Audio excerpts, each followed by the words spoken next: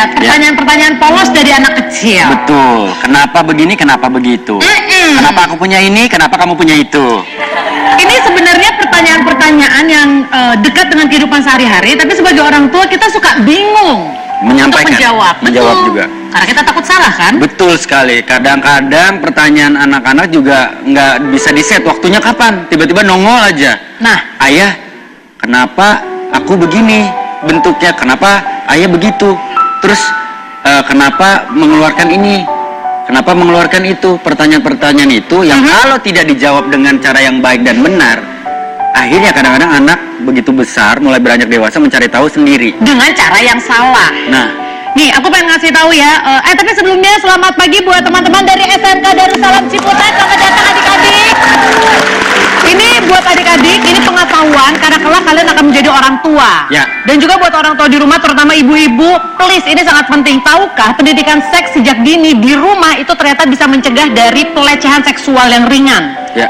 Minimal anak kita tahu, oh ternyata bagian ini tidak boleh dipegang karena ini memang milik kita pribadi dan sangat privacy. Seperti Betul sekali. Karena di usia 2 tahun, saya ngajarin anak saya yang perempuan sudah dari pertama perbedaan bentuk kelamin, terus juga sudah memberitahu dia kalau misalkan ada bagian-bagian tertentu, maaf kalau perempuan kayak ini, itu tidak boleh disentuh sama siapapun, bahkan seluruh tubuhnya tidak boleh disentuh sama siapapun, kecuali ibunya atau saya secara terpaksa. Betul. Maksudnya Bapak secara terpaksa? Secara terpaksa gini, ada satu momen misalkan saya waktu itu misalkan ada acara sama keluarga, ibunya nemenin adiknya, saya terpaksa harus jagain kakaknya. Tiba-tiba adik anak saya yang perempuan itu pengen pipis. Mau nggak mau, nggak mungkin dong. Iya. Nah, kebetulan Wendy adalah orang tua yang sadar pentingnya pendidikan seks sejak dini kepada anak. Apakah dua orang tua ini juga sadar? Kita akan cari tahu. Langsung saja saya undang Ferry Mariadi dan Devi Ratnasari. Selamat datang. Devi, apa kabar? Kang Ferry, sila duduk. Ya. Ini wangi banget berduaan. Masa sih? Ini yang wangi siapa sih? Selamat pagi. Selamat pagi. Gak ada penontonnya nih. Selamat pagi. Masih muda udah cacingan rasanya. Udah jawab kenceng banget. Hati-hati loh. Bapak kan minta deket sama Ciputat. Oh iya. Nih, Ciputat. sebelum kita iklan dijawab dengan cepat. Ketika mendengar Enggak. Belum. Pertanyaannya belum. Belum. Pendidikan seks pada anak. Ketika mendengar kalimat itu satu kata yang terlintas di otak Ferry. Bapak punya kan Pak? Otak. Aduh, saya belum pasang di rumah, ketinggalan, Bu. Nanya dulu konfirmasi. Iya. Satu kata yang terlintas di otak lo. Satu kata mah susah ya, 2 kata gitu. Satu aja, satu. Satu lah. Misalnya risih. Nah, enggak. Hati-hati maksudnya. Oh, hati-hati. Itu satu kata.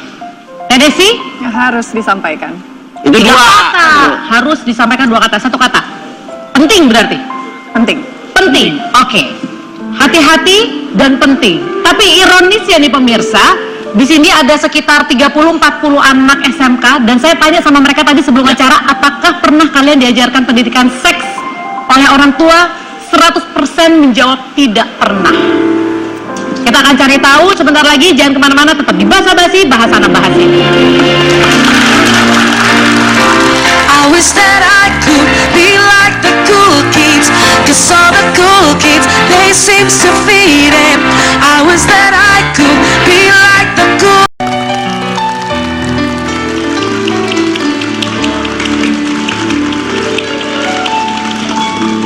Ini secara teori saya yakin orang tua udah tahu, sering banget digembar-gemborkan, dibahas di mana-mana, pendidikan seks pada anak itu penting-penting, tapi ternyata secara praktek kita sebagai orang tua suka risih. Ya. Anakku yang umur 3 tahun waktu itu ngelihat kuda laki lagi pipis. Kuda cowok ya lagi pipis. Kemudian dia ngomong gini, kuda. Kuda kan gede banget ya. Dia tuh ngomong gini. Badannya. Apanya? Iya, pokoknya ya gitu deh. Kandangnya. Kandangnya gede banget. Kita mau ngomong ini aja bingung Nah, lah untuk tuh, sih. menyatakan apa gitu kan. Enggak, Padahal kalau normal mau gue aja sebutin. disampaikan. Gue sebutin nih. Kalian itu ribut aja. Saya mau lihat dulu ya. Kalau mau kemana? Mulia. Ya, maksudnya adalah gue pun mengakui sebagai orang tua, begitu anak gue bilang kasihan ya kakinya dipotong, padahal gue tahu itu bukan kaki. Padahal Ya buat tipis. kelaminnya. Kelaminnya. Jadi tinggal disebut aja Penisnya. kelaminnya. Ya. Nah, ketakutan gue adalah berkembang. Aduh, nanti kalau gue kasih tahu nanti dia nanya ini, nanya ini. Oke, itu kita lupakan dulu ya. Sekarang balik lagi ke tadi satu Gimana kata. mau lupa gue kedengeran tadi. Jangan dibahas terlalu dulu. jangan dibahas juga gitu. Ini maksudnya gue sebagai orang tua Ya. tuh bingung. Padahal secara teori gue tahu harusnya menjelaskan. Selain bingung, takut kemudian ada pertanyaan lanjutan sehingga tidak bisa menjawab. Benar. Ih, ibu emang pinter banget, makanya jadi anggota dewan ya bu ya. Nah, Pinter. iya. Sekolahnya aja S2. Lu mah TK aja drop. Bapak coba dijawab itu kenapa? Begitu dengar kata Nih, bener harus contoh S2. Nah, dia S1 aja pilek. oh, Itu bukan S makan beda. es. Jawab ayo Kang. Hati-hati. Kenapa lu bilang hati-hati? Iya, memang ketika kita mengajarkan atau memberikan sex education kepada anak, itu memang harus hati-hati. Artinya hati-hati dalam menjawab. Anak itu kan seperti kertas putih yang masih polos. Ketika kita sudah mengisinya itu dengan salah, kesananya akan salah. Betul nggak? Ya gitu. Jadi begitu dia Bisa. nanya, ayah ini apa? Ini kenapa? Jangan asal ceplos. Atau jangan asal, ya ini kan ini kan ini. Jangan seperti Belum itu. lagi kalau mungkin ini anaknya perempuan. Jadi kebayang nggak kalau anak perempuan nanya kepada ayahnya akan berbeda mungkin kalau anak laki-laki bertanya juga pada ayahnya. Mungkin Iya. treatmentnya juga akan berbeda. Nah, itu dia. Tapi lu sendiri mulai mengenalkan. Ini kita ngomongin kalau pendidikan seks itu mulai dari alat-alat kelamin ya. Itu kan Iya, organ pelajaran tubuh. paling awal, Organ organ tubuh. Itu umur berapa lu udah mulai ngasih tahu? Ini namanya ini loh. Ketika Lea mulai bisa berkomunikasi waktu itu umur sekitar komunikasi yang ini ya, yang secara benar gitu sekitar Setahun atau setahun 1,5 setengah atau 2 tahun. tahunan. Kasih taunya gimana? Ya sebutin bahwa ini punya Lea, punya ama ayah beda. Lea perempuan, ayah laki-laki. Ayah punya penis, Lea punya vagina.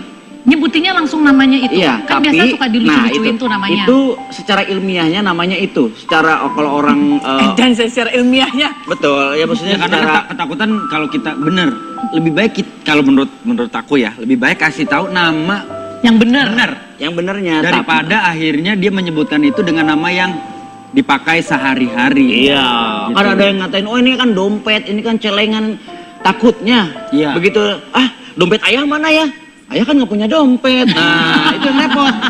Bener, jangan Itu pakai yang repot. perumpamaan lah. Jangan, tapi akhirnya gue kasih tahu. Ini vagina, ini penis, tapi biasanya beberapa orang mengatakan ini apa, ini apa. istilah-istilah yang lain. Itu kalau gue. Teh Desi juga 1,5 tahun udah mulai dikenalkan. Kalau saya waktu umur 1,5 tahun menggunakan bahasa yang memang lazim digunakan, misalnya kalau perempuan memem gitu misalnya ya. Terus kalau laki, mohon maaf misalnya nanut gitu misalnya ya. Masih kecil seperti itu. Tapi ketika anak mulai masuk sekolah, kemudian ada beberapa anatomi tubuh, saya berikan yang tepat itu namanya. Dulu Naswa dikenalin ini, tapi sekarang ini vagina, ini penis gitu. Oke, sebagai orang tua, benefit yang dirasakan ketika kita memang bisa ngomong seperti itu sama anak. Benefit apa? Benefit, keuntungan. keuntungan.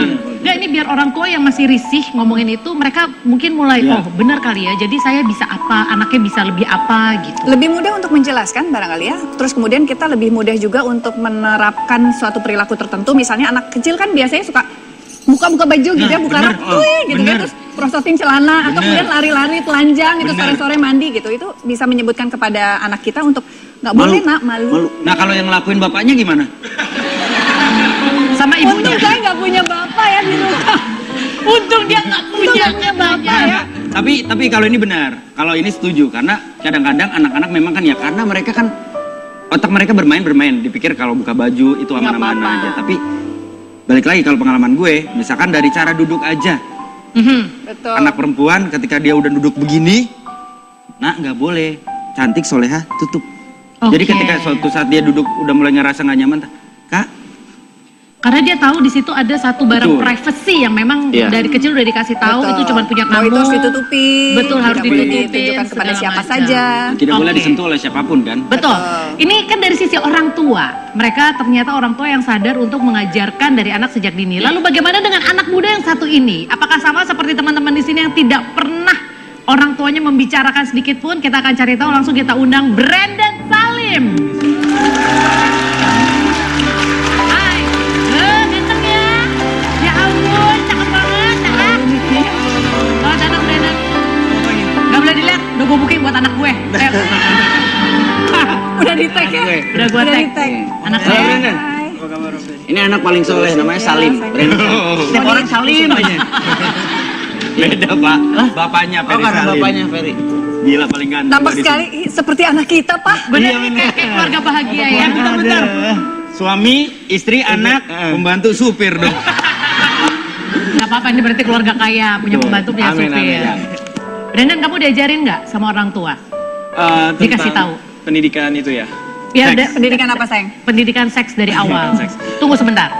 Diklarifikasi dulu. Emang kamu kalau dengar kata pendidikan seks, menurut kamu apa sih yang diajarin? Pendidikan apa gitu kan? Takutnya Iya. beda pengertian nih. Ya.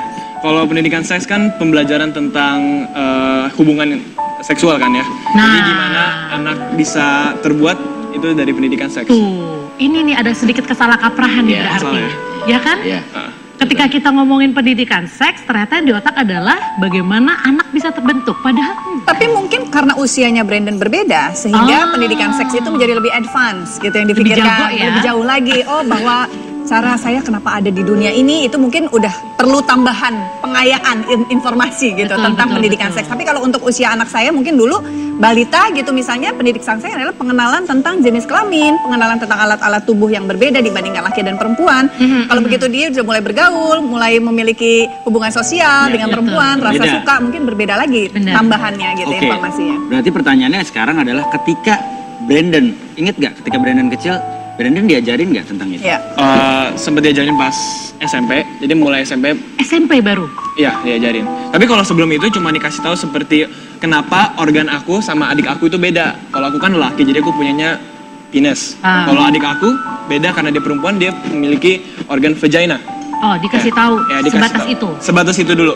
Terus mulai selanjutnya aku punya adik. Terus aku nanya dong sama orang tua aku, kok aku bisa punya adik sih?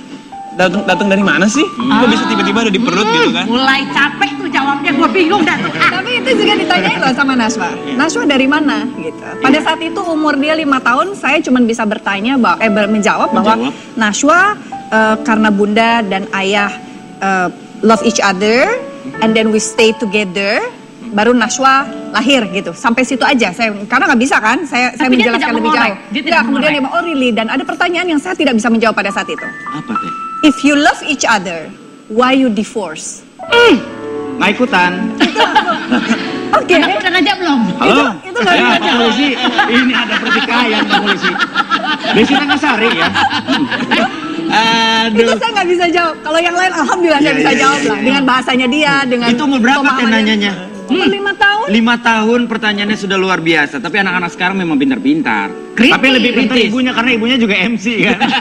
Oke, nanti kita bakal bahas lagi pemirsa, tapi kita akan cari tahu sebenarnya ini masalahnya bisa dibilang ini masalah sehari-hari, tapi sampai sekarang kok kita sebagai orang tua masih mungkin hambatannya justru ada di orang tua Betul. ya. Cari-cari kata dan penjelasan yang tepat. Nah, itu dia. Nanti kita akan datangkan ahlinya. Semoga semua wawasan dan pikirannya semakin terbuka. Jangan kemana-mana, tetap di Basa-Basi dan kita saksikan tayangan berikut ini.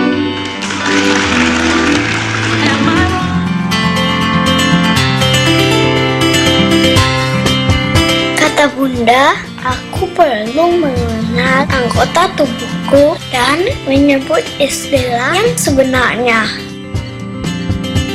Menggunakan nama sebutan seperti burung untuk penis hanya akan membuat anak bingung.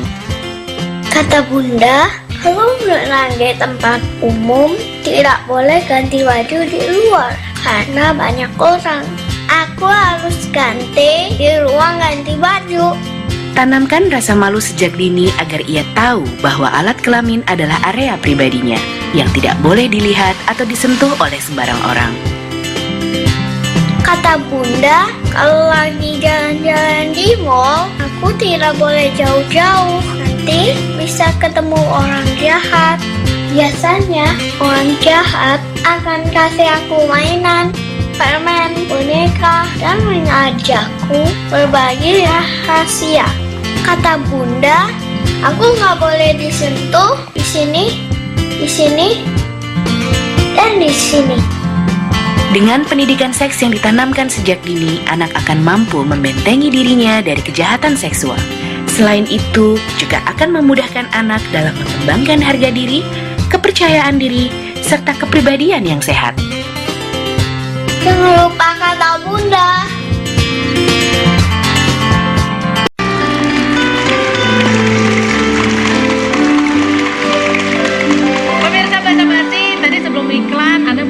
tayangan. Jadi sekali lagi saya tekankan nih buat orang tua yang sedang menonton, kenapa sih pendidikan seks pada anak itu penting? Karena ternyata itu adalah tameng pertama untuk anak biar terhindar dari pelecehan seksual.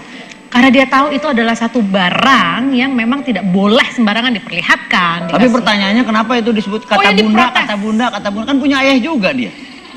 Karena biasanya yang memberikan komunikasi awal itu adalah bunda, karena ayah mencari nafkah di luar. Emang ayah sempat ngomongin hal itu? Harus sempat tuh. Harus sempat. Harus Kalau sempet. pulang kerja, ayah capek nak. Oh, jangan, nggak Pas bisa. mau berangkat, ayah udah mesti berangkat nak. Kalau bisa bagus, alhamdulillah. Harus. Tapi sebagai yang paling dominan memang caregivernya adalah seorang ibu, betul. Ya jangan, bukan menegasikan, tidak juga sih Pak.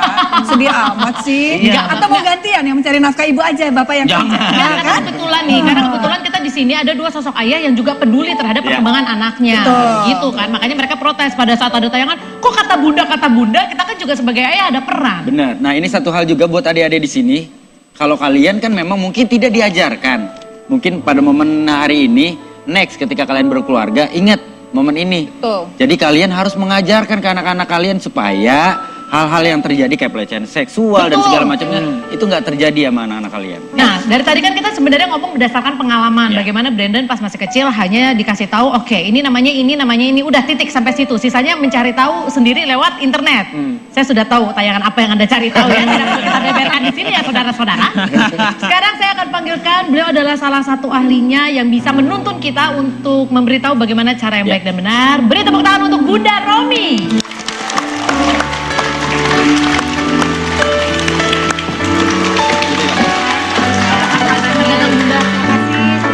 Terima kasih sudah datang ke sini. Waalaikumsalam. Silahkan duduk, Bunda. Nah, ini kita langsung aja ya, straight to the point. Pendidikan seks pada anak. Ternyata banyak orang tua yang menganggap ini masih tabu karena ngomongin seks sama dengan ngomongin hubungan seksual.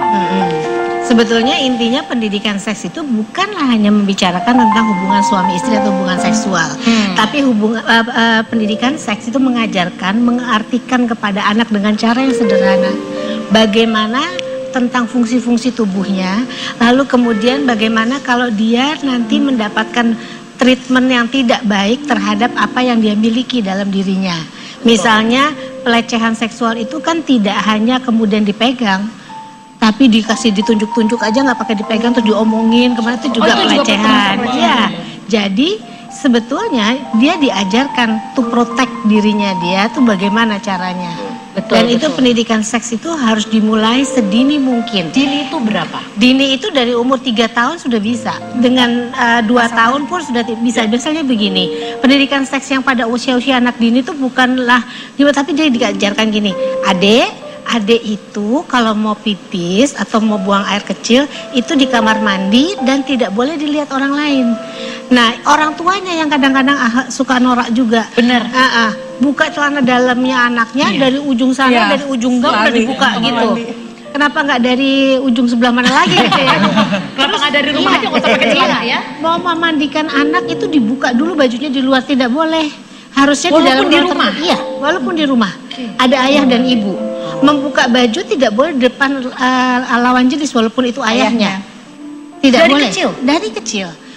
Dan pada waktu dia belajar untuk nanti membasuh, kalau wanita membasuhnya tidak boleh dari belakang ke depan karena akan berbakteri dan sebagainya masuk. Karena dia ada vagina, dia harus dari depan ke belakang. Laki-laki juga diajarkan membasuh. Jadi bagaimana cara itu dilakukan oleh anak harus diberitahu oleh orang tua. Dan pada waktu kita mengatakan pada anak bahwa adek, kamu tuh punya hidung, hidungnya ada berapa? 1, ada mata berapa? 2. Kamu juga punya di badan kamu ada hal-hal lain loh. Ini apa namanya, alat kelamin. Itu yang tadi dibilang, tidak boleh namanya burung-burungan, gajah-gajahan atau apa, karena dia punya nama.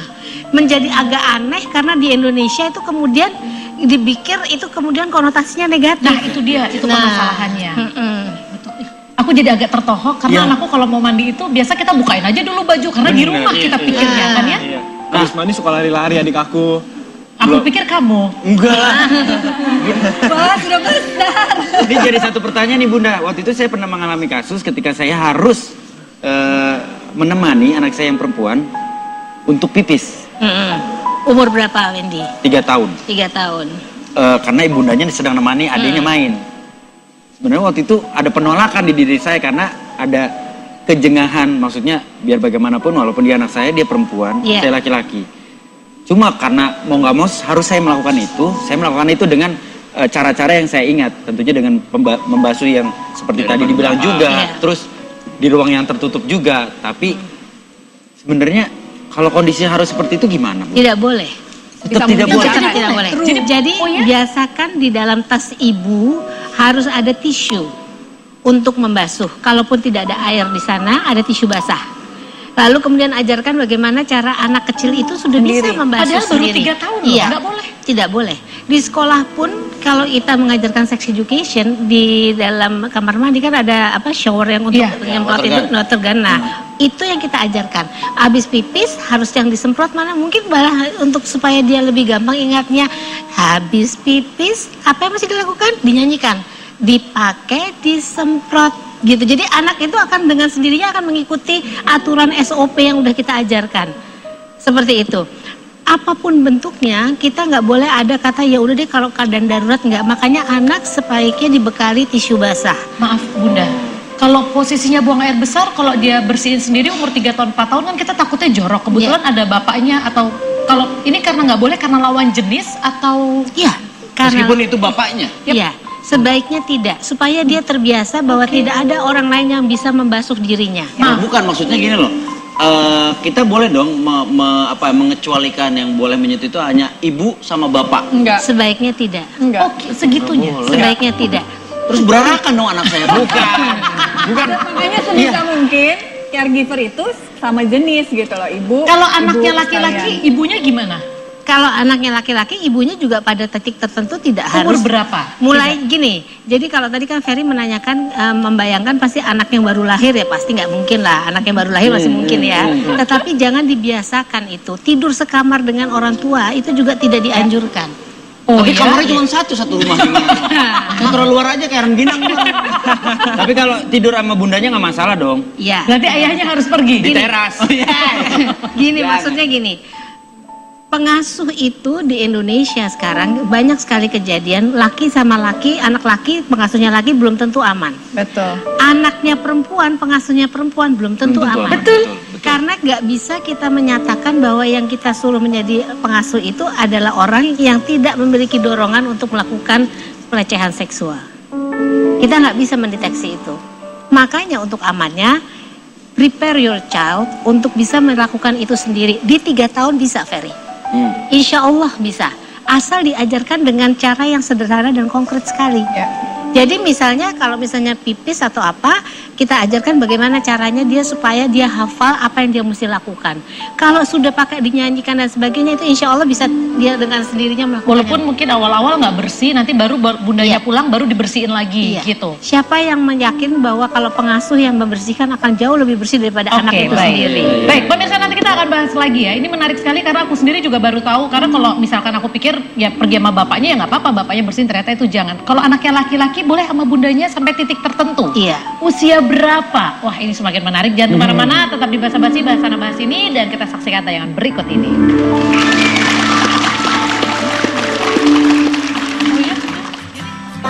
Halo pemirsa Basa-Basi, bagaimana mengajari anak 0 hingga 5 tahun berdaya mencegah pelecehan seksual? Ajarkan anak tubuhnya berharga, baginya, bagi kita, bagi seluruh keluarga. Ajarkan anak jenis sentuhan, sentuhan baik, sentuhan yang membingungkan, sentuhan buruk. Sentuhan yang baik, menyentuh dari bahu ke atas atau dari lutut ke bawah. Biasanya sentuhan karena kasih sayang, membelai kepala, mencubit pipi, menyentuh dagu. Teman, keluarga, dan sahabat sejenis boleh menyentuh bagian ini. Sentuhan yang membingungkan, menyentuh badan dimulai dari bahu sampai atas lutut, menyentuh kasih sayang dan nafsu. Mula-mula mengelus kepala, memeluk, lalu tangannya meraba bagian tubuh dari bawah bahu sampai atas dengkul. Sentuhan yang buruk, bila seseorang menyentuh bagian tubuh yang ditutup pakaian renang, menyentuh dan meraba paha, dada, dan bagian dekat kemaluan. Lalu bagaimana mempraktekannya? Lakukan dengan 3B, bermain, bernyanyi, bercerita. Ajarkan anak bermain, kenalkan bagian tubuh yang dibagi per segmen, bahu ke atas, bahu sampai lutut, lutut ke bawah. Jelaskan bagian mana saja yang tak boleh disentuh dan bagian mana saja yang bisa disentuh.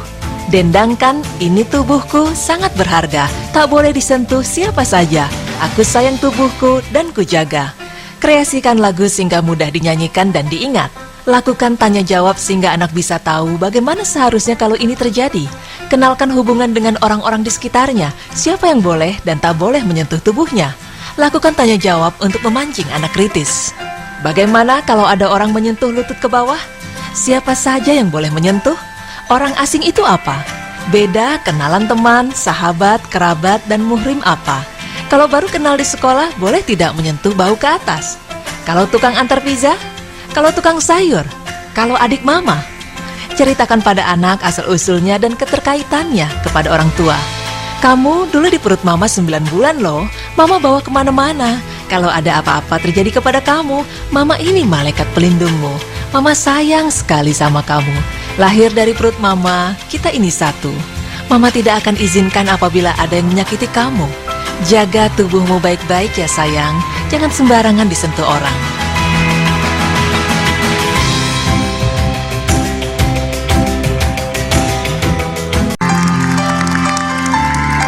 Training aja 2 hari. Oke. Pemirsa, ini pada saat seperti biasa ya, jeda iklan itu waktunya kita lebih mengorek-orek lagi dan ternyata Banyak. aduh, hal yang kita pikir sepele sebagai orang tua itu ternyata dampaknya sangat besar sekali buat anak-anak. Aku masih melakukan itu. Anakku mau mandi, udah copotin aja dulu di dalam rumah. Betul. Kucuk-kucuk gendong. Dalam keadaan anakku tanpa busana, anakku 4 tahun ya, bukan 18 tahun ya. Kan masih kecil. Berat wajar. gendongnya. Dan karena ini pembahasannya panjang, kata produser tadi akan dibikin 7 episode ke depan. Stripping dong seminggu, bagus-bagus. Tapi nggak apa-apa kalau perlu. Iya. Jangan dong, Mbak kan sampai panggilnya Mbak. Ya nggak apa-apa jadi muda. Kenapa sih? Biasa kan orang tua anak tanpa busana kita gendong kan masih Ya. kecil, umur 2 tahun, 4 tahun, 3 tahun. Anak itu mudah sekali menjadi suatu kebiasaan. Kalau sudah menjadi kebiasaan, dia akan tidak canggung kalau untuk dalam keadaan telanjang digendong siapapun. Itu yang kita tidak mau. Di dalam sex education dilarang makanya. Maaf, ada mungkin pola pikir orang tua, dulu aku sama orang tuaku gede, kecil digendong-gendong, telanjang, sekarang aku baik-baik aja. Iya, tapi nggak selalu kita bisa Berbeda berpikirannya zamannya. beda. Beda ya? Zamannya. Zaman sekarang emang lebih Ya edan. beda Cipan. Contohnya, oh salah ya, bukan ya? Maksudnya berbeda gini juga, saya merasa bahwa zaman dulu kan kita dengan keluarga dekat gitu ya, mau laki-laki perempuan tidur bareng dan segala macam. Saya mau mengajarkan yang berbeda dengan anak saya saat ini gitu. Bahwa walaupun itu dengan bapaknya, ketika dia misalnya saya mau nginep ke rumah ayahnya, saya selalu bilang, nak duduk yang baik, tidak tidur dengan ayah, tidak dipeluk-peluk ayah, tidak digendong-gendong ayah, Nasa sudah besar sekarang. Terus malu, saya bilang aurat. Ada saatnya Nasa bisa kalau mau sayang-sayangan sama ayah, caranya gimana saya sebutkan gitu. Terus sama dengan adik saya juga, kalau misalnya kan suka uyel-uyelan sama adik saya misalnya yang laki-laki, saya What suka the bilang meaning of uyul-uyulan? Gini. misalnya, maaf ya, misalnya gini pegang, terus kemudian gini, terus kemudian gelendotan gitu. Terus itu saya bilang, Itu umur enggak, berapa Nak. anaknya Teh Desi? 12 tahun apalagi sekarang, dan dia udah memasuki masa haid. ya. Ya, terus kemudian saya bilang, tidak boleh dilakukan hal itu. Di rumah ada laki-laki, siapapun ada laki-laki di rumah ini, mau saudara apalagi bukan saudara, tidak boleh pakai celana pendek, tidak boleh pakai baju tank top yang terbuka, tidak boleh pakai ini, Nasyo boleh nggak Ini yang saya di bisa dalam melihat kamar? wajah galau dari Kang Ferry ya, kayaknya nggak rela begitu dibilang anaknya udah umur 9 tahun. Nggak boleh uyel-uyelan sama ayah. Uyel-uyelan dalam batas tertentu. Karena gini, karena saya tadi bilang kalau sudah terbentuk suatu kebiasaan, anak nggak canggung lagi melakukan itu dengan siapa saja. Ayahnya bisa tahan Nah, apa enggak kan kita nggak tahu. Iya. Kan nauzubillah Ini jadi namanya syaiton dirajim di mana aja ya, Bun. Tapi jadi ketakutan pribadi nih buat saya. Ya, bener kata Cipan, apa yang saya mungkin sudah lakukan karena saya berpikir saya orang tuanya mencoba membangun kebersamaan, chemistry kayak gini. Terakhir tadi saya nganterin kedua anak saya sekolah, pasti cium, salim, cium bibir. Iya. Mungkin Anak cium cewek. bibir jangan sekarang. Betul, nggak boleh saya. Tapi kan antara orang tua iya. sama anak Nah, tidak bisa, boleh. bisa. ini hanya boleh dilakukan Oke, tunggu sebentar. Maaf ya nak ya, maaf. Dia tampak bingung soalnya.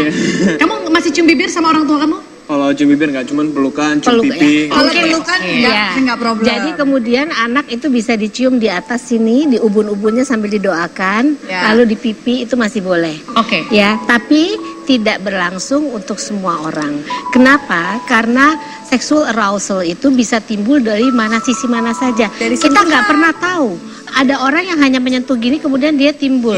Lalu kemudian anak kita di abuse atau diapakan namanya seksual. Tapi kan kita mengajarkan Bun, kalau ini hanya boleh dilakukan sama ayah sama bunda ya. Nah, nanti kita coba bicara tentang namanya underwear rules. Nah, ini ada lagi underwear rules, peraturan celana dalam ya, baru kali ini saya dengar. Jadi underwear rules itu mengatakan pertama anak harus tahu ada bagian dari tubuhnya yang sama sekali tidak boleh disentuh oleh orang siapapun juga. Termasuk ayah dan ibunya. Iya, apalagi kalau dia sudah kan nggak lucu kalau misalnya anak kita sebetulnya sudah sensitif. Sekarang anak menstruasi klien saya ada yang umur di kelas 3 SD. Kelas 3 SD. Siapa yang tahu pada saat itu, mohon maaf misalnya payudaranya sudah sensitif lalu dipegang oleh ayah atau oleh orang-orang di lingkungannya, itu kan nggak bagus sebetulnya.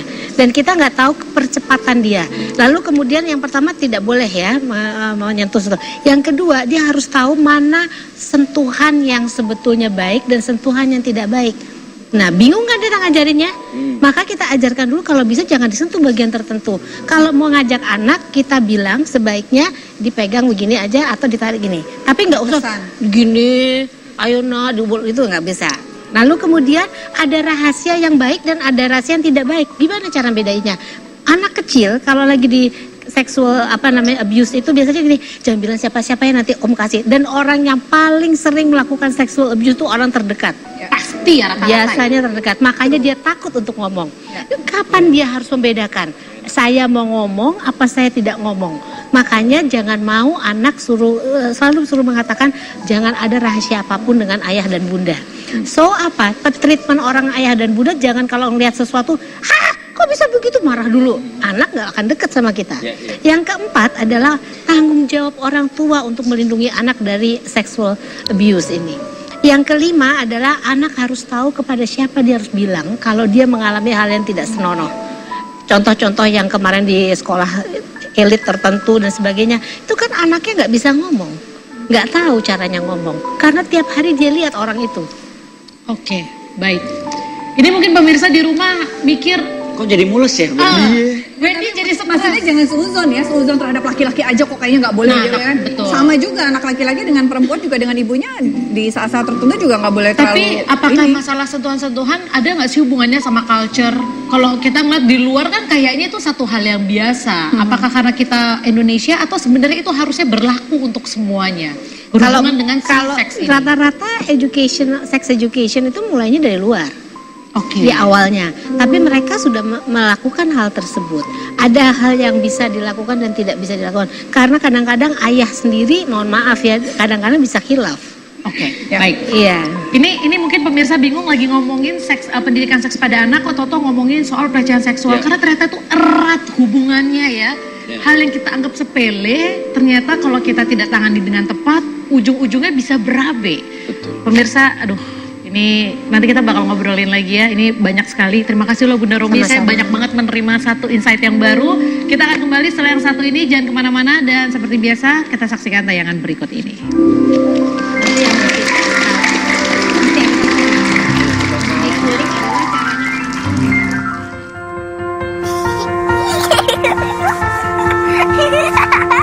Senangnya waktu bermain.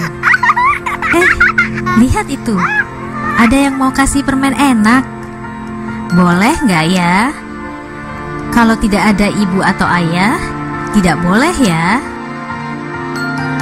Anak pintar, jangan ikut orang yang tak dikenal ya. Ingat, kalau ada orang mau cium-cium kamu di tempat sepi, tidak boleh ya.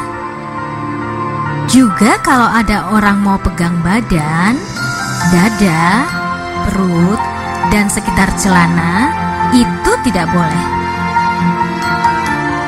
Kalau ada yang memaksa, harus teriak yang keras dan langsung lari ke tempat yang ramai.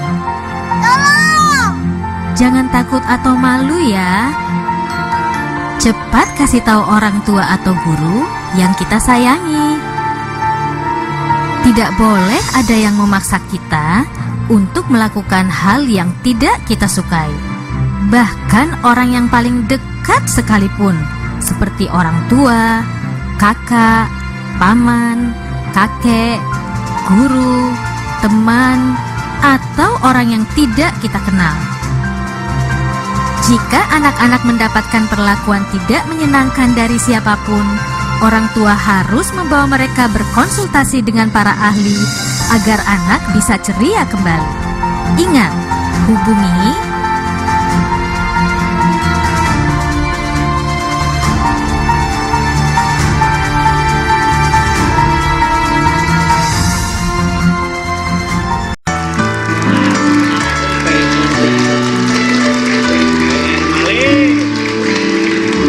Pemirsa, terima kasih sudah menyaksikan Basa Basi. Terima kasih juga buat bintang tamu saya, narasumber yang luar biasa, dan mudah-mudahan pemirsa di rumah sama seperti kita di sini tercerahkan, mendapat sebuah pemandangan baru ya. Dan yang pasti kalau buat dua pribadi pulang, banyak yang harus dikoreksi. Sama, saya juga Pak. Oke, hal yang kita pikir sepele ternyata imbasnya bisa panjang sekali. Oke, Bunda Romi terakhir. Ini takutnya gini, ini orang tua yang nonton karena pesannya, oh anak saya jadi umur 4 tahun gak boleh dibersihin sama ayahnya, gak boleh digendong dalam keadaan tanpa busana. Akhirnya orang tua jadi parno. Ini gimana nih? Ada tips nggak supaya bisa mengajarkan dengan baik? Jadi supaya tidak parno itu, makanya yang paling gampang adalah yang kalau udah salah ya nggak usah dipermasalahkan. Tapi kedepannya, karena anak gampang meniru dan membuat suatu kebiasaan tertentu, maka jangan sampai dibiasakannya seperti itu satu. Yang kedua, kita mesti melihat gini, yang paling penting memberikan kemandirian kepada anak. Kalau dia udah mandiri, orang tua tidak akan cemas apakah dia bersih mandinya, apakah dia buang air dengan dicawi, dibasuhnya dengan bersih atau tidak gitu. Jadi kita masih kemandirian. Yang ketiga, kita belajarkan kepada anak kita untuk kemudian menyayangi, menghargai dirinya sendiri. Itu yang paling gampang. Makanya sekarang kalau kita lihat yang hal-hal yang biasa kita lakukan yang memang dia sebenarnya udah bisa lakukan sendiri, jangan kita bantu lagi untuk melakukannya. Seperti itu. Meskipun dia merengek-rengek. Iya, kita bilang, adik pinter loh, adik pasti bisa. Dek Wendy, bisa pasti. Pasti bisa. Oke, terima kasih banyak Bunda Romi buat ilmunya dan terima kasih buat teman-teman dari SMK Darussalam Ciputat. Terima kasih. Oke, pemirsa, mudah-mudahan Anda mendapatkan satu ilmu yang sangat berharga, tapi tetap kesimpulannya adalah kan orang tua yang harus ngajarin. Jadi orang tuanya dulu yang harus punya pengetahuan yang baik dan benar. Karena masalahnya gimana orang tua bisa ngajarin anak yang benar kalau ternyata orang tuanya sendiri tidak tahu gitu mana yang baik dan mana yang benar. Semoga Basa Basi selalu menjadi informasi yang bermanfaat untuk Anda ya Wendy ya. Ya pasti, makanya jadi orang tua yang baik dan benar supaya anaknya juga baik dan benar. Sampai ketemu besok di Basa Basi bahas ini. Dadah. Di waktu kita tertawa menangis termenung oleh cinta, kau coba hapuskan rasa di mana kau melayang jauh dari jiwaku, juga mimpi